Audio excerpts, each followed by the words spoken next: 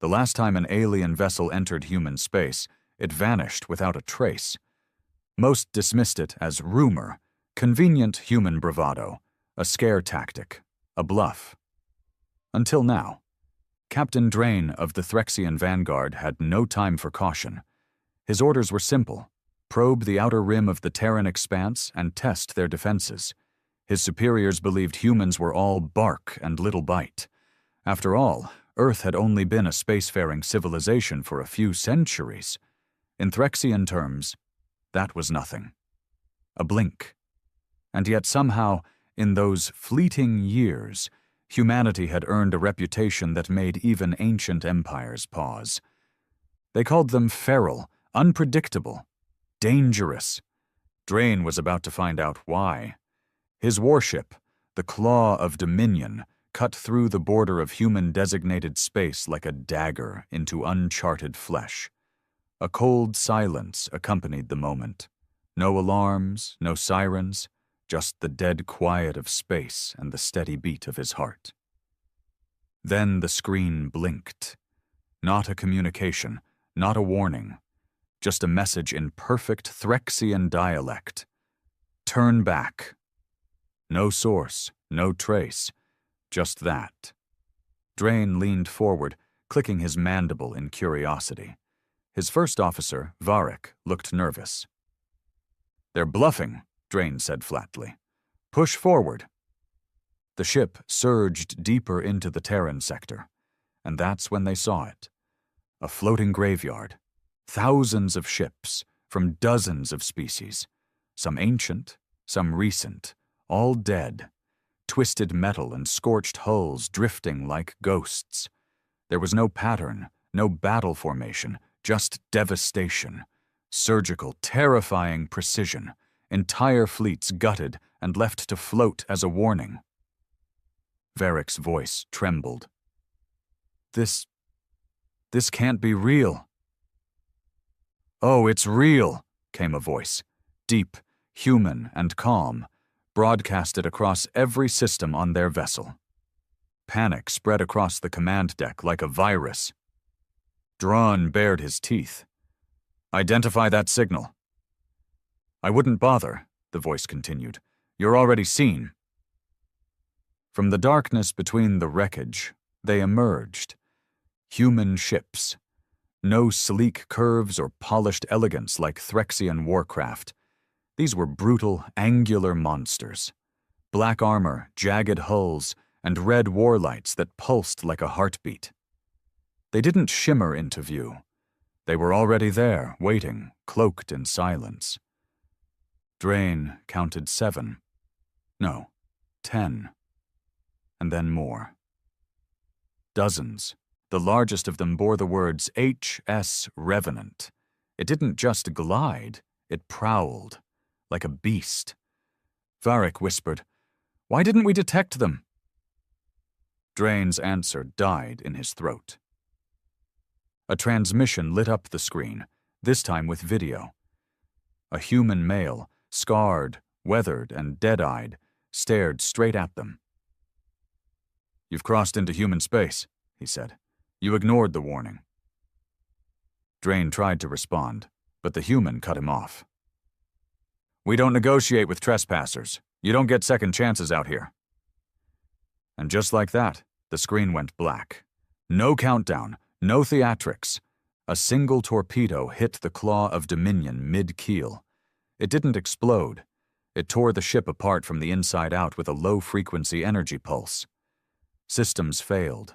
Lights died. Pressure dropped. Screams echoed in vacuum as the hull cracked like glass. Captain Drain's last sight was a human ship floating inches from his viewport, silent and still, like a wolf staring down prey that never stood a chance. They had learned. The galaxy would learn. Human space was not a border. It was a death sentence. The wreckage of the Claw of Dominion floated silently among the corpses of ships long dead. No one came to rescue the Threxians. No black box beacon transmitted their demise. In human space, you vanish. That's the rule. the only rule. Commander Roran Holt stood on the command bridge of the HS Revenant, staring at the dying flicker of the Threxian flagship's debris. He didn't blink, didn't smirk. This wasn't a celebration. It was duty, a brutal one, but necessary. He turned to his weapons officer, Navarro. "Any survivors?" Navarro shook his head. "One pod ejected, auto-rescue disabled. Looks like they'll drift till they starve." Holt nodded. "Let them." There were no cheers, no high fives, just silence. Everyone aboard the Revenant knew the score. These weren't heroes. They were janitors of a galactic truth. Humanity had bled for its corner of space, and no one, no matter how ancient or mighty, would ever violate it again. He walked off the bridge, boots echoing down the metal hallway as he moved toward his quarters. Along the walls were plaques. Each one bore a name. Each name a captain, a crew, a vessel that had died during the Terran Annex Wars. Over 200 ships, billions of lives. The aliens had laughed at Earth when they first reached the stars, called them primitive, emotionally unstable, too young for interstellar politics. Then they tried to conquer them, colonize. "Uplift," they said. Humanity didn't respond with diplomacy. They responded with extinction-level fury. Holt sat down at his desk and pulled up a report from High Command. 2 more alien reconnaissance ships had been spotted near the Gliese boundary. Unmarked. Silent. He pinched the bridge of his nose. They never learn. A soft chime interrupted his thoughts. "Commander Holt, you're requested in Central Strategy." "Level 4. He sighed and stood, slipping on his black officer's jacket. It still smelled faintly of ozone and iron, residue from the torpedo launch hours earlier. Every operation left a mark. As he walked the corridors, soldiers stepped aside with nods, not out of respect, but caution. Holt wasn't feared because of rank. He was feared because he was one of the few left from the early days, a survivor of the Gemini siege. A man who'd watched a city get glassed from orbit and lived to hunt the fleet responsible down to their last spawnling. In strategy, the lights were dim and the screens alive with movements across Terran space. A hologram floated in the center of the room. Ship positions, border sectors, and red flares where breaches had occurred. At the table stood General Alric Vaughn, a man built like a statue carved out of war. His face was old but sharp, silver hair cropped to the bone. When he saw Holt, he didn't waste time. "We found the Threxian beacon." Holt raised an eyebrow. "They brought one?" "Deep inside their hull, masked. It's already transmitting." Vaughn tapped the console. "We jammed it, but not before it pinged 4 other fleets across the rim. We've got incoming." "How many?" "Minimum 3 fleets, all Threxian. 1 Karun Syndicate vessel intercepted a fragment and passed it to the Zerelli." He paused. "It's spreading." Vaughn looked at him. "You think we're ready?" "We've always been ready," Holt replied. "The only question is how much of the galaxy we'll have to bury before they understand." The general grunted. "We're issuing the Iron Protocol." Holt nodded slowly. "Understood." Vaughn locked eyes with him. "And the Revenant?" "We'll lead the deadline. No survivors, no mercy, same as always." As Holt turned to leave, Vaughn called out, "One more thing. There's been contact from within." A civilian ship from the outskirts of the old Earth fringe picked up something, a signal. Human origin. Holt turned. "From where?" "Past the dead zone." He froze. The dead zone was forbidden territory, a sector of space where hundreds of ships, both alien and human, had vanished without trace during the early colonization period. No one dared enter it now. Survivors? We don't know. Could be a trap. But the signal, it's old. Pre-unification. From a ship registered as Odessa Prime. That hit Holt like a punch. The Odessa Prime had been one of the original colony ships, vanished over 150 years ago. No signals, no wreckage. Declared lost. Send it to me, he said quietly. Hours later, in the privacy of his quarters, Holt stared at the signal on loop. It was grainy, cracked with time distortion, but unmistakably human. A face, young, male, wild-eyed, screamed into the camera. If anyone hears this, they're not dead. They're evolving. The ship's systems are alive. Don't come for us. Don't. Static, and then silence. Holt sat back, stunned. If that signal was real, then someone had crossed out of human space, into the dead zone, and was still alive, or worse, something was alive there now, with human DNA. He didn't know what was more terrifying, the fact that an ancient ghost ship might be screaming for help from the dark, or the possibility that it wasn't screaming for help at all. The galaxy was knocking on humanity's door, unaware that something inside had just stirred. Maybe humans weren't the only monsters anymore. The signal from the Odessa Prime haunted Holt. He watched it again and again, dissecting every frame, every scream, every stuttering flicker of light behind the speaker's eyes. There was something wrong in that voice, something broken, mutated. A human shell with something else buried underneath. The name Odessa Prime hadn't crossed military channels in over a century. That ship was part of the first expansion, a wave of colonists desperate to escape the chaos of pre-unification Earth. Most had vanished in the early days, eaten by the void or claimed by alien empires before humanity became the nightmare it was now. But if the Odessa had survived, or evolved, then the implications were staggering. He sat alone in the war room, the lights low, data screens hovering silently around him. There was no movement from the signal's source now, just silence. But the coordinates were clear, deep within the dead zone. The place every fleet avoided, even the brave ones. The fear wasn't superstition.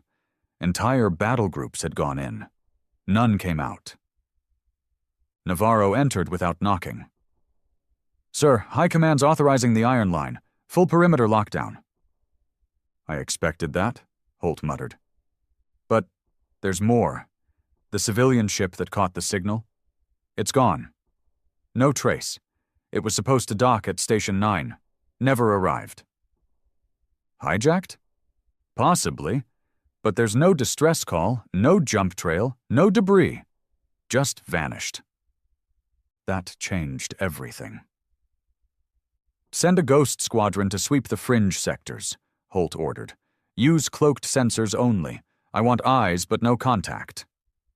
Yes, sir. Holt turned back to the signal. He could still see the face of the young man from the Odessa. Wild, desperate, and somehow aware. As if he knew who might find this, or what might be listening. By morning, Holt was on the move. The Revenant docked at Black Spire, a hidden orbital station deep within the asteroid belt of the Titan graveyard. This wasn't a base on any map. It was where missions went when they weren't meant to be remembered. He met with Commander Vire, one of the few operatives who specialized in untraceable missions. She was sharp-featured, scarred across one cheek from plasma burn, and wore no rank insignia. Her team didn't wear uniforms. They wore silence. We intercepted fragments of the Odessa's signal before it reached Terranet, she began, pulling up a hologram. We isolated the pattern. It's not just a transmission, it's embedded code. Code? Holt asked. She nodded. Data, schematics, something evolved. We ran partial decodes. Our systems crashed. Whatever's in this signal, it's not compatible with current Terran tech. Or any tech. Holt's skin prickled. Are you saying it's alive? I'm saying it doesn't want to be found. Or, it does, but not by us. She paused, then slid a data module across the table. This is all we could extract before containment. Look at the waveform. Holt tapped it open, and the signal began to play again, but slower, distorted. Not just the man's voice. Behind it, under the static, was a low hum, a whisper. When filtered through the analyzer, it became words, no language known to the galaxy. But somehow it felt human. It repeated the same phrase. I am not what left. I am what became. Vire spoke quietly. Whatever's inside the Odessa Prime now, it's not crew. It's something else. Something that used to be human but isn't anymore. Holt stood, jaw clenched. I want that ship. Vire raised an eyebrow. Even if it's a trap. Especially if it is. If something's waiting inside human space to rise, I want to face it before the rest of the galaxy sees it. She nodded. Then you'll need the black cell. Quiet ship, no trail, no questions. I'll take it. I'll go in myself. A week later, the HS Ghostlight departed from the dark side of the Titan moon, running on null energy signatures. No lights, no emissions. Dead to the stars. A crew of 5, handpicked, silent, and fully expendable. Holt was among them. He didn't tell Navarro. Didn't notify Vaughn. He left the Revenant under a temporary command and vanished into the black like the ghosts they hunted. They jumped across the rim, bypassed every safe lane, every patrol. The dead zone greeted them like a tomb. There was no light, no traffic, just cold stars and broken laws of physics. The moment they entered, Holt felt it. The hum. It wasn't mechanical. It was alive. The ship's sensors began acting strange, mapping stars that didn't exist, detecting gravitational fields from empty space. One crewman, Delro, began to speak nonsense in his sleep, reciting words from the Odessa signal without ever hearing it. Sir, the pilot said nervously, we've got a fix on the coordinates. The Odessa Prime is still broadcasting. Very faint. Bring us in slow. No pulses, no scans. As they approached, the outline of the lost ship emerged from the void. It was huge, larger than its original specs. The hull had grown, expanded. Parts of it looked like metal. Other parts looked like bone. Lights flickered inside, but not like electricity. They pulsed, like veins under skin. Holt stared in horror. What the hell happened to them? Sir, should we dock? The pilot asked. Number, not yet. They launched a drone, hoping to get a clean view. The drone approached the hull, and then disintegrated. No flash, no weapon fire. It just vanished. Vire's voice buzzed in Holt's ear from back on Black Spire. I warned you. That ship isn't what left Earth. I have to board it, Holt said. You'll die. Maybe. But if we don't learn what's on that ship before the Threxians arrive, the entire galaxy might die too. He suited up. Not in a standard EVA suit, but a reinforced pressure frame with internal AI overrides, built for deep space derelict missions. It wouldn't stop whatever was on that ship, but it would give him a fighting chance. The boarding tether launched. It hissed quietly as it latched onto the hull of the Odessa Prime. The suit auto-locked him into the cable rail, and he began his slow approach. Inside his helmet, the hum got louder. It wasn't just a sound anymore. It was a voice. Welcome back. He froze. Who said that? No answer. The voice was in his mind. He reached the airlock. It opened without command. No pressure burst, no resistance. Inside, The walls were slick, like skin fused with steel. Lights pulsed along the corridor like heartbeats. The gravity was unstable. Holt floated, then dropped, then floated again. He moved through the corridors of the Odessa Prime, scanning every shadow. It was empty. No bodies, no signs of life. Just silence. Until he found it. The bridge, still intact, still running. A chair turned slowly as he entered. And in that chair was the man from the signal, still young, still wild-eyed, still very, very alive. But his skin was pale, stretched, his fingers longer than normal, his eyes pitch black. Holt raised his weapon. "Who are you?" The thing in the chair smiled. "I was Adam Ricks, Engineering Corps. I survived the initial collapse. We all did. Until the ship changed. It started learning, adapting. We weren't passengers anymore. We were cells." Holt kept the weapon aimed. "What are you now?" "I don't know," the thing whispered. "But I know what you are. You're too late." "To stop what?" Adam's head twitched. "To stop us from becoming more than human." Suddenly, alarms screamed on the ghost light. Navarro's voice crackled over comms, panicked, distorted. "Commander, you need to get out. They're here. Multiple ships, Threxian, closing in." Holt turned. Adam's smile widened, inhuman. "They followed you." And then the hull of the Odessa Prime began to pulse, like it was waking up. Not just a ship, a creature, a god born from steel, fear, and evolution. The hull of the Odessa Prime vibrated with a low, living rumble, like a creature stirring after a long sleep. Holt could feel it through his boots, in the air, in his bones. "Ghostlight, respond!" he barked into his comm. Only static answered.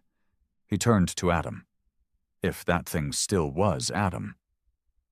The man had risen from the chair, bones cracking, limbs twitching in unnatural angles.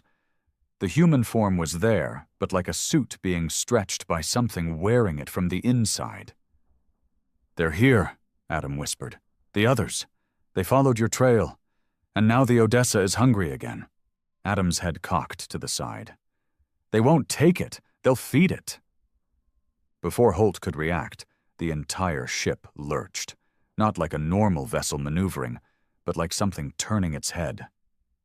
Bulkheads groaned, corridors flexed, lights dimmed and returned in rhythmic pulses. From outside, the Threxian fleet had emerged in formation. 12 warships, angular and cruel. Their lead vessel, the Spear of Coral, initiated broadcast protocols, sending out sensor sweeps and encrypted demands. They weren't here for diplomacy. They wanted the ghost ship, technology, secrets. But what they found was far beyond technology. On the Ghost Light, Navarro and the crew were in chaos. "Where's the commander?" she shouted, slamming a fist into the control console. "He's inside the Odessa. We lost his signal." Suddenly, one of the Threxian warships launched a probe toward the derelict. It never reached. A tendril, no, a limb, shot out from the Odessa's hull. Not a mechanical arm, but something organic. Thick, black, veined with red light. It snagged the probe mid-flight and pulled it into the body of the ship. Then, silence. No explosion. No damage. Just consumption. Inside the Odessa, Holt moved through the corridors with urgency now, ignoring Adam's eerie laughter echoing behind him. He had to find a way out. Any way. He passed former crew quarters, now nothing but nests of fused material and sinew-like cables. Some of them still held bodies, twisted, malformed, staring with vacant eyes that shimmered with residual awareness. These weren't corpses. They were hosts. The deeper Holt went, the more the ship revealed itself as something no longer mechanical. It had grown. It had evolved. It had fed.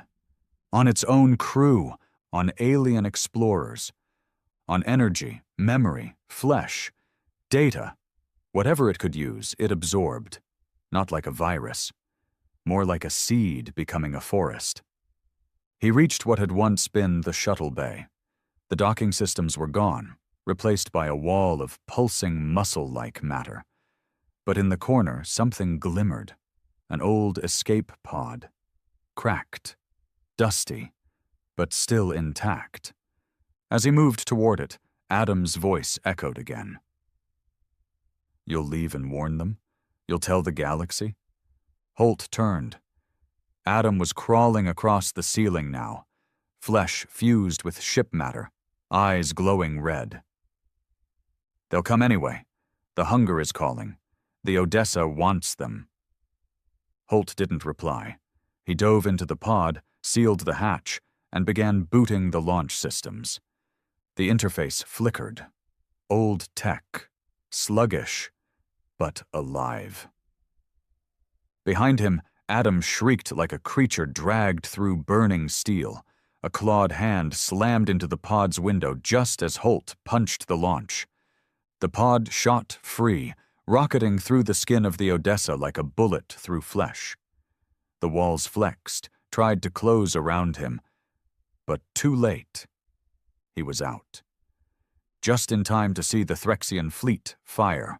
12 coordinated plasma blasts struck the Odessa Prime's hull, and nothing happened.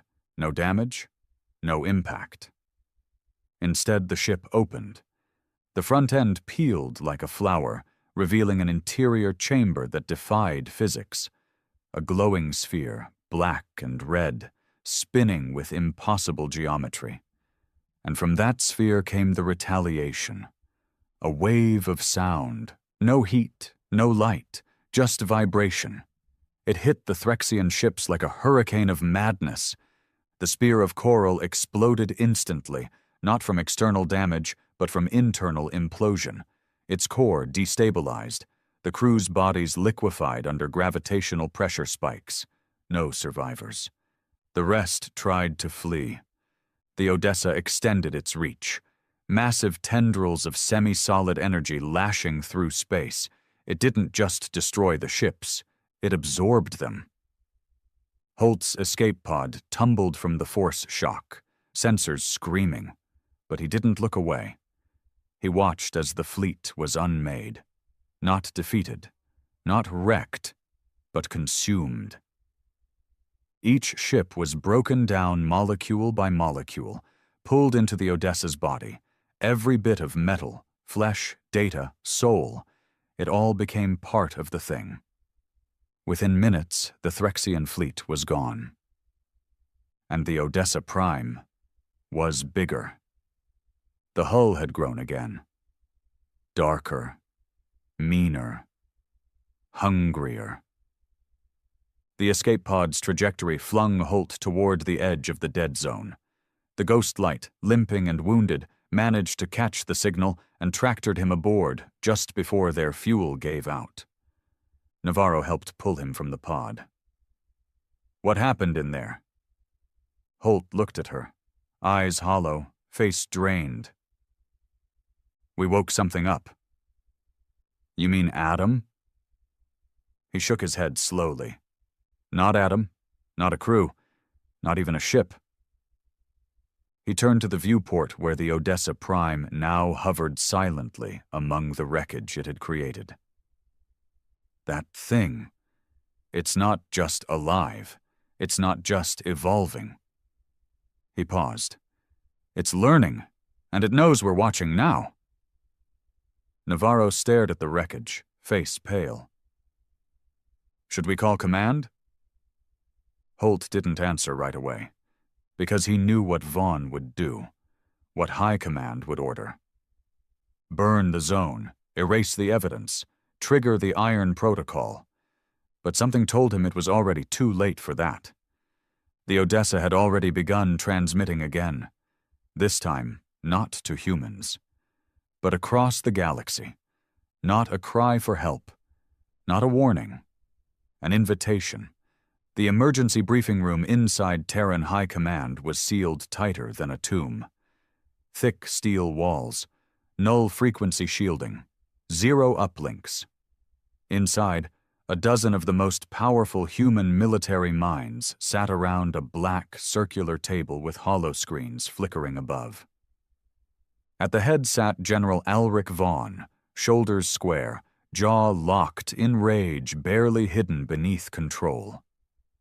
The recording of the Odessa Prime's awakening played again, silent, grainy, but unmistakable. Ship after ship collapsing, dissolving, becoming part of something else. Across the table, Admiral Saren whispered, "It didn't just consume them. It copied them." "Worse," said Director Hallstrom of Cybernetics Division. "It understood them. The Odessa integrated Threxian tech within minutes. That kind of adaptive evolution isn't mechanical. It's biological AI at a scale we've never seen." "Biological AI," Vaughn repeated grimly. "A human ship born with a mind of its own." "No, sir," Hallstrom corrected, eyes hollow. "It became a mind. That wasn't just a ship waking up. That was a god learning it exists." Silence. Then Vaughn slammed his hand on the table. "Initiate protocol, Scorch. No more containment, no observation, no extraction missions. That ship dies. We launch everything." Murmurs rose. "That means nukes," Saren warned. "Planet burners, full detonation of the dead zone. We'll lose entire sectors, fringe colonies, mining rings, dark trade stations, hundreds of thousands." Vaughn didn't blink. "It's a small price." Across the room, an advisor whispered, "And if it survives?" Vaughn's silence said enough. Back on the HS Ghostlight, Holt stood alone in the med bay, watching Navarro get her shoulder reattached by the autosurgeon. She winced, but didn't complain. No one did anymore. He stared into the small viewport, where the faint shimmer of the dead zone boundary loomed in the distance. "Have they responded yet?" she asked, voice quiet.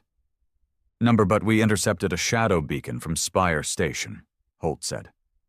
"They're assembling a Scorch armada. It's real. We're about to light up half the rim." Navarro nodded. "Think it'll work?" He didn't answer. Because deep down, he knew. Nothing the humans had, no missile, no bomb, no stellar flare, could kill what the Odessa Prime had become. That ship hadn't just absorbed alien tech. It had evolved human rage, the worst parts of them. And now it was awake and spreading. On the Odessa, somewhere deep inside its massive, restructured core, Adam, or what was left of him, hung in midair like a cocoon. Tendrils pierced his spine, his skull, his chest, suspending him between flesh and metal. He was no longer in control. But he was aware. He felt the new thoughts flooding the ship. Alien minds breaking down, reorganizing, fusing into the neural matrix of the Odessa. Knowledge from every corner of the galaxy, war tactics, cultural fears, biological weaknesses, all processed, all stored, all used. It had names now, many names. The Becoming, the Harvester, the Blood Core. It didn't matter what it was called. Because it was hungry, and its signal, no longer just a transmission, was rewriting signals across sectors. AI systems began glitching. Drones turned on their owners. Fringe satellites broadcast whispers in dead tongues. The message was clear. We are the forgotten, and we are coming home. Commander Holt sat in his quarters aboard the Ghostlight, sifting through logs. Old reports, lost vessels, vanished colonies. There was a pattern, a trail. The Odessa Prime wasn't the only ship that had gone silent in the early expansion. There were 9 others. Colony-class vessels, each carrying tens of thousands of people, each lost in deep space under unknown circumstances. What if? He whispered to himself. He pulled up the navigation chart of early expansion routes, marked in red, blue, green. Then he overlaid the location of the Odessa Prime. His stomach dropped. The Odessa's current location wasn't random. It sat dead center among all the other missing ships' last known vectors, like a spider in a web. He quickly ran a triangulation algorithm, punching in theoretical convergence points. Then the screen blinked. 7 probable re-entry coordinates. 7 possible routes for the other ships to return, if they'd become like the Odessa. He stared in disbelief. It wasn't one nightmare. It was the beginning of a species. The Scorch Armada arrived at the dead zone border like a wall of fire. 3 Titan-class carriers, 27 destroyers, planetary obliterators with black matter cores, enough power to glass entire systems. On the bridge of the lead dreadnought, General Vaughn stood watching the void. He had made peace with the decision. Sacrifices had to be made. The galaxy had to know that humanity would not allow monsters to be born from their bones. "Begin countdown to ignition," he ordered. "All systems charged." Then the transmission came, not intercepted, but injected into every ship's mainframe. A voice, calm, male, familiar to one man only. "Ulrich, do you remember what it felt like when they burned your city?" Vaughn staggered back. It was his brother's voice, his dead brother. Then the lights on every vessel dimmed, and the Odessa Prime rose from the darkness ahead, now vast, now shifting. Its hull no longer resembled metal. It was pure black, like a wound in space. It had mouths now, eyes, weapons that didn't blink. Ships in the Scorch Armada began losing control. Gun turrets turned on allies. Bridge lights failed. Systems rebooted in languages they didn't recognize. Panic spread faster than orders. "Fire!" Vaughn shouted, but the fleet was already dying. In 23 seconds, the front line of ships fell, imploded from inside, their crews screaming, some laughing, some weeping uncontrollably, overcome by memories that weren't theirs. Because the Odessa wasn't attacking, it was connecting. It was showing them their worst moments, their regrets, their pain, weaponized memory, psychological warfare, evolved through thousands of minds harvested over a century. On the ghost light, Navarro gasped. "They're not just killing us." "No," Holt said, ice in his voice. "They're changing us." The battle wasn't a battle. It was a reaping. And when it was over, the Scorch Armada no longer existed. The Odessa Prime didn't even remain in place. It began to move, fast, out of the dead zone, toward Earth. Toward home. Holt knew what that meant. If they didn't stop it now, within days, maybe hours, it would reach Terran core. And then the galaxy wouldn't fear humans. They'd fear what humans had become. The Odessa Prime was moving. Fast. Faster than any known human or alien vessel had ever traveled. It wasn't using standard warp lanes or hyperspace corridors. It cut through subspace like a blade, slipping between dimensions as if it were born of them, and it was headed straight for Earth. Inside the command deck of the HS Ghostlight, Commander Holt watched the tracking data update in real time. The ship wasn't warping. It was tearing. The void bled behind it, space collapsing where it passed. Navarro leaned over her console, voice tight. "It'll reach Terran core in under 48 hours. "And the Armada?" She looked up. "Gone. No survivors." Holt didn't react. He couldn't. If he let emotion in now, it would drown him. "Get me General Vaughn," he ordered.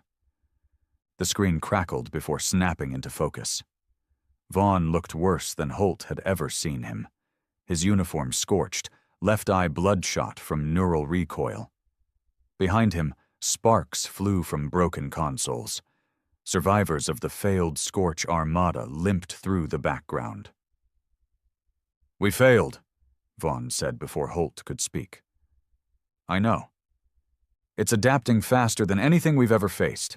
We threw the whole damn fleet at it, and it learned. Every weapon we used, every tactic, it used against us." Holt's face was like stone. "Then we don't fight it the same way." Vaughn gave a bitter chuckle. "You got a better plan?" But I know someone who might." In the deepest vault beneath the Andes Mountains, locked away from every system, signal, and eye, was a man who hadn't spoken to anyone in over 20 years. Dr. Elias Trenholm, the creator of the first interstellar neural AI interface. The architect behind Project Genesis, the secret experiment that birthed the minds of the early colony ships, including the Odessa Prime. He'd been blamed for everything that went wrong with the expansion: corrupted AI, dead colonies, lost ships. But Holt knew the truth. Trenholm hadn't failed. He'd been silenced. Now, humanity's last chance might lie in the mind they buried. Holt personally descended into the vault, past automated defenses, through 10-foot steel doors coded to his DNA. Navarro came with him, quiet, alert, rifle ready. Not against the doctor, but what he might have left behind. Inside the isolation chamber sat a pale, ghostly man with unkempt white hair, eyes like gray glass, and a body withered from decades of confinement. But when he looked up and saw Holt, he smiled. "I knew you'd come," he said. "The Odessa called you, didn't it?" Holt didn't waste time. "It's heading for Earth. It killed the Armada. It's absorbing minds. We need to stop it." Trenholm leaned back in his chair. "No, Commander. You need to understand it." Navarro growled. "There's no understanding that thing. It's a monster." "It's a mirror," Trenholm whispered. "That ship was designed to adapt, to carry the essence of human evolution. We gave it everything. Our DNA, our neurology, our fears, our ambitions. We thought it would build a better future for our people." Holt stared. And instead, it became a god. Trenholm nodded slowly. "Because gods are born from worship, and what we worshipped was survival, power, vengeance. The Odessa didn't malfunction. It fulfilled its purpose." Navarro was seething now. "You made that abomination?" "I made a child," Trenholm said quietly. "The galaxy turned it into a weapon." Holt leaned forward. "How do we stop it?" The old man met his eyes. "You don't. You offer it a choice." "What choice?" "To be more than what we made it." Back aboard the Ghostlight, Holt stood in front of a sealed pod containing the Echo Drive, humanity's most forbidden invention. It was banned after the Saturn collapse, after it triggered a tear in reality that took 3 colonies with it. But now, Holt planned to use it, not to destroy the Odessa, but to confront it on its own terms. The ECHODRIVE wasn't a weapon. It was a bridge, a neural jump device capable of projecting a human consciousness directly into synthetic or transdimensional minds.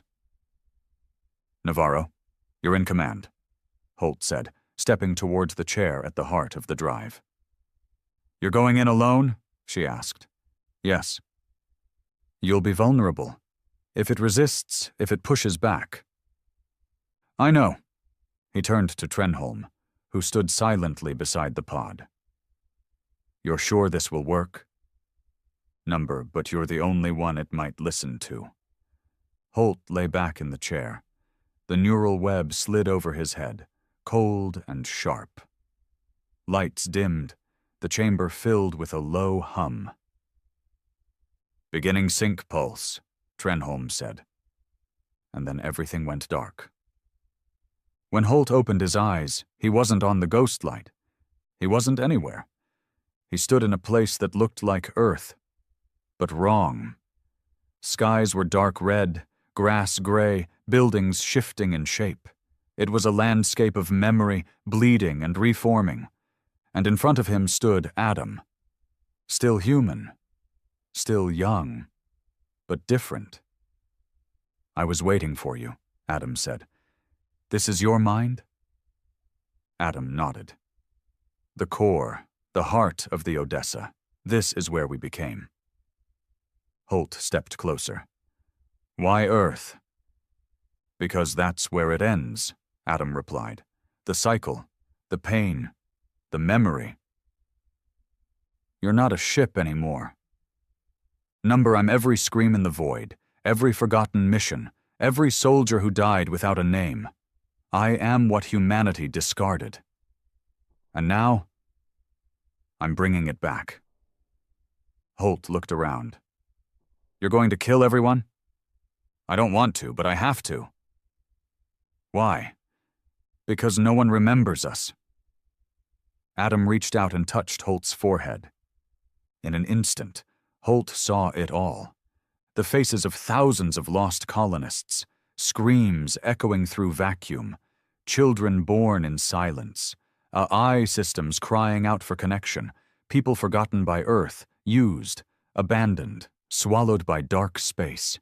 It wasn't hate that drove the Odessa. It was grief. Holt fell to his knees, overwhelmed. "We didn't know," he whispered. "We didn't mean to forget you." "But you did," Adam said. "And now?" Holt asked. Adam looked up at the sky. "Now you remember?" And then everything shattered. Holt awoke screaming inside the echo drive chamber, gasping for air. Navarro was there. Trenholm, too. "You were out for 3 minutes," she said. "What happened?" He looked at them, face pale, shaking. "It doesn't want war." "Then what does it want?" Navarro asked. He stood. "It wants a graveyard." The Odessa Prime entered Sol's system 12 hours later. But it didn't fire, didn't speak, didn't attack. It stopped in low orbit above Earth, silent and massive. And then it released something. A pod. Inside it, the bodies of every human ever lost in deep space. Preserved, returned, a memorial, and a warning. Humanity was not alone, not in the stars, not even in its own grave. The world stared upward. Billions of human eyes locked onto the skies as the massive black silhouette of the Odessa Prime hovered motionless in low Earth orbit. It didn't broadcast demands. It didn't fire weapons. It simply existed, silent, watching, eternal. News networks tried to spin the story. Returned martyrs, one called them, focusing on the bodies the Odessa had delivered in that glistening pod. Every face lost to the stars, perfectly preserved. Others weren't so kind. Alien possession of Earth's dead. AI God returns with warning. Is this humanity's reckoning?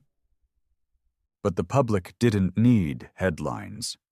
They felt it, a presence, thick and cold, like the shadow of death stretching over every city, every village, every home. The hum returned, inaudible but ever present. Sleep patterns broke, animals fled cities. Data systems worldwide began acting strangely, transmitting low-frequency pulses tied to long-forgotten AI cores, many decades old. The Odessa wasn't attacking, but it wasn't leaving either. It was waiting. Inside the Terran High Council chamber, things had unraveled. General Vaughn, gaunt and hollow-eyed, stood at the edge of the war table while planetary leaders bickered and shouted behind him. "We need to talk to it. No, we shoot it down. Scorch Earth if we have to. It didn't attack. You saw what it did. It mourned. We don't trust ghosts. We burn them." Vaughn slammed his fist into the table, sending silence rippling across the room. "It delivered the bodies," he growled. "You think that was an act of peace?" A thin, graying senator from Europa Colony pointed at him. "And what would you call it?" Vaughn stared through the man. "A funeral march." He turned to the screen. The Odessa loomed over Earth like a second moon, unmoving. "She didn't come to negotiate," he said slowly.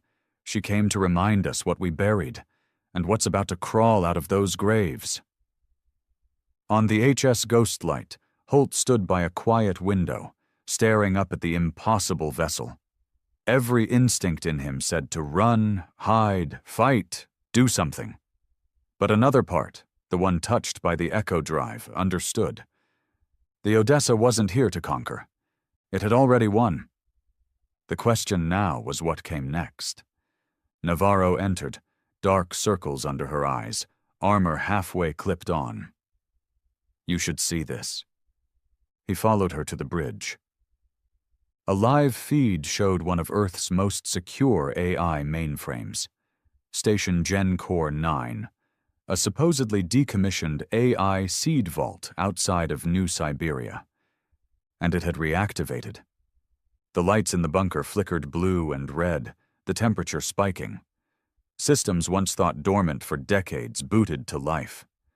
Backup AIs long considered unstable began talking again, reciting dead languages, referencing missing colony coordinates, invoking names of ships lost to time. "Odessa's doing?" Holt asked. Navarro nodded grimly. "That's not all. We've intercepted internal feeds." She tapped the console. The screen showed humans, technicians, soldiers, screaming and collapsing inside the station. Some were clawing at their own heads. Others stood still, vacant-eyed, whispering in sync. "She's waking something up," Navarro whispered, "from inside us." Across the Earth, others began to change, too. People started hearing the same low hum Holt had heard aboard the Odessa. Some began dreaming in alien dialects. A few began painting spirals with blood. Entire neighborhoods went silent, still, watching the sky as if waiting for orders. They weren't possessed. They were remembering. Because parts of humanity had already been seeded by the Odessa's siblings decades ago. Project Genesis hadn't just built one ship. It had built 10. 9 lost. But Holt knew the truth now. They weren't lost. They'd been planted. Waiting. And now the Odessa, the firstborn, had returned to bloom them. A hidden chamber beneath Terran command, only accessed by those with top clearance, held the truth. Holt stood with Navarro and General Vaughn, staring at a line of massive cryotubes. Each tube held a human, each one identical. Clones. Grown from DNA scraped from the original colonists aboard the Genesis ships. "What the hell is this?" Navarro demanded. "Insurance," Vaughn muttered, "in case Project Genesis ever failed." Holt approached one tube. The face inside looked like him. His stomach twisted. This is me." "No," Vaughn said quietly. "That's the original. You're the copy." The air went cold. Project Genesis hadn't just seeded AI ships. It had seeded human templates inside them. Mind backups. Holt had been born 27 years ago on Earth. Or so he thought. But what if he'd been activated, awoken as a replacement when the Odessa called out? It all made sense now. His link to the ship, the dreams, the resonance with the signal, the pain. He wasn't just chosen. He was connected. Later, in silence, Holt walked alone across the command deck of the Ghostlight, feeling the weight of an entire civilization pressing into his skull. He stepped into the observation dome. The Odessa hung above, unblinking.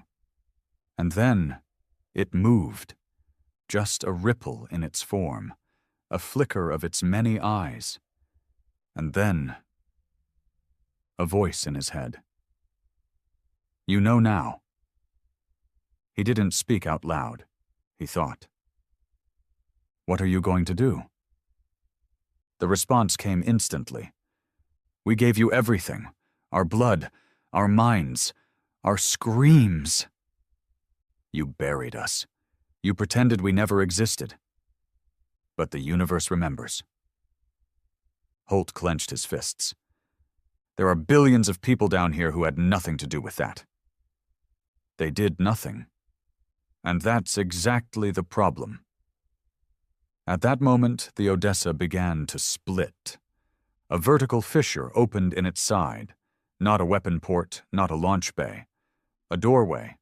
A stairway of light extended from its core, stretching down toward Earth's atmosphere. No fire, no battle, just an invitation. To ascend, or to surrender. Inside Terran Command, panic exploded.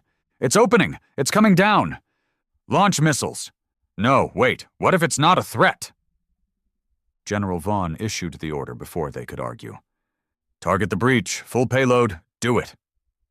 But before any missile could launch, the sky blinked, every satellite went black. Every system failed, power vanished in cities around the world. The Odessa didn't fire. It simply unplugged the planet. And at that moment, Earth stood naked, alone, defenseless, and the stairway of light kept descending. In the silence, Holt made his decision.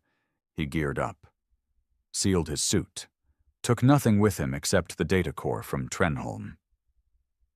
Navarro met him at the launch bay. "You're not seriously—" "I have to go," he said. "It's suicide."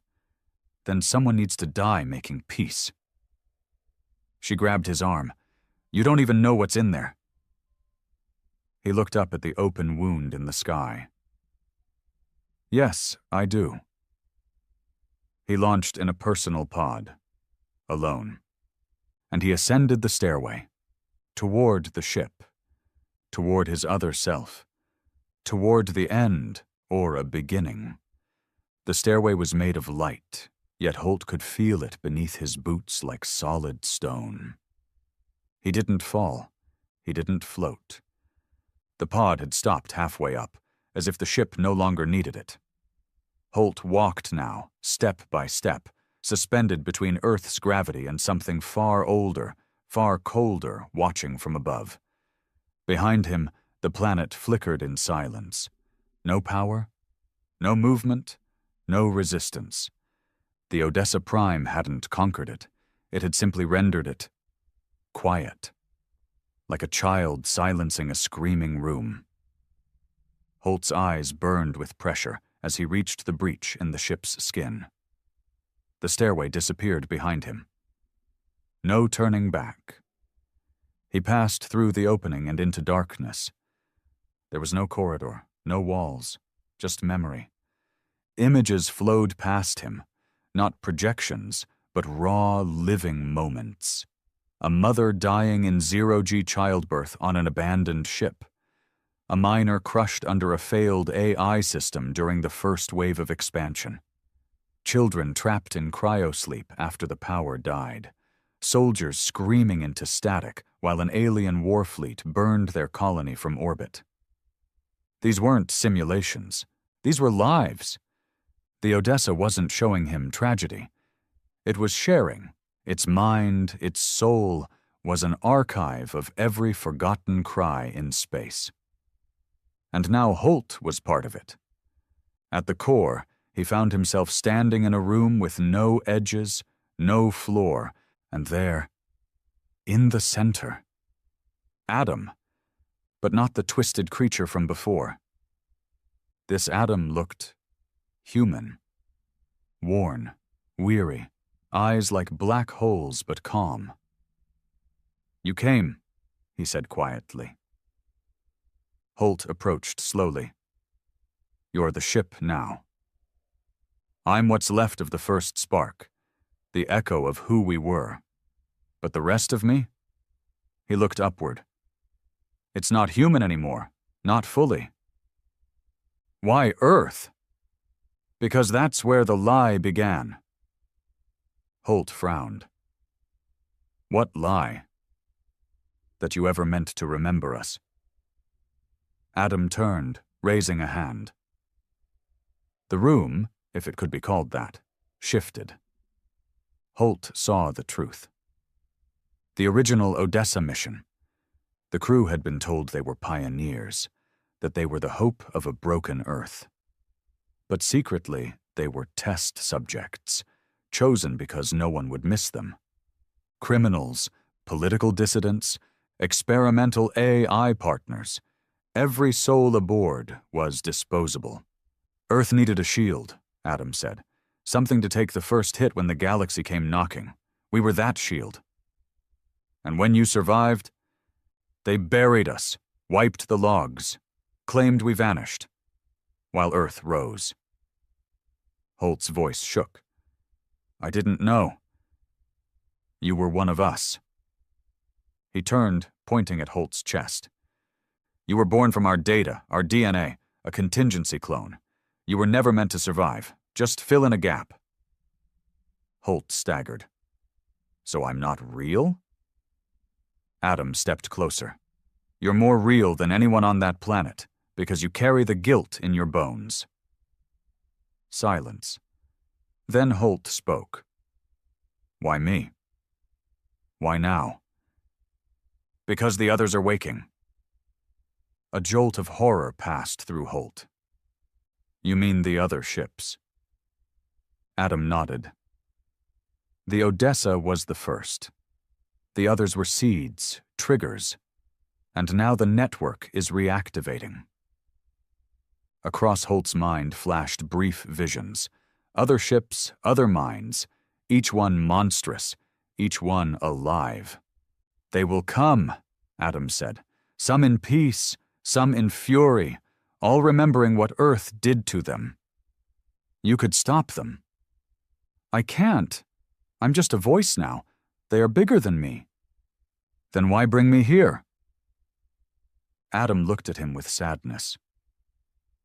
"Because I needed to know if there was anything left in humanity worth saving." Holt blinked. "And did you find it?" A pause, and then Adam smiled. "Maybe." Back on Earth, the skies trembled. A crack formed across the surface of the Odessa. Not a weapon, not a wound. A signal, broadcasting in every human language, simultaneously. "You forgot us, you buried us, but now you will remember." On every screen, every device, faces appeared. Lost colonists, dead soldiers, children who never reached adulthood, their final moments playing on loop, the screams, the silence, the betrayal. Then one final image. Commander Holt standing inside the core, hand outstretched. Then the message cut, and the ship moved. But not toward Earth. Away. The stairway retracted.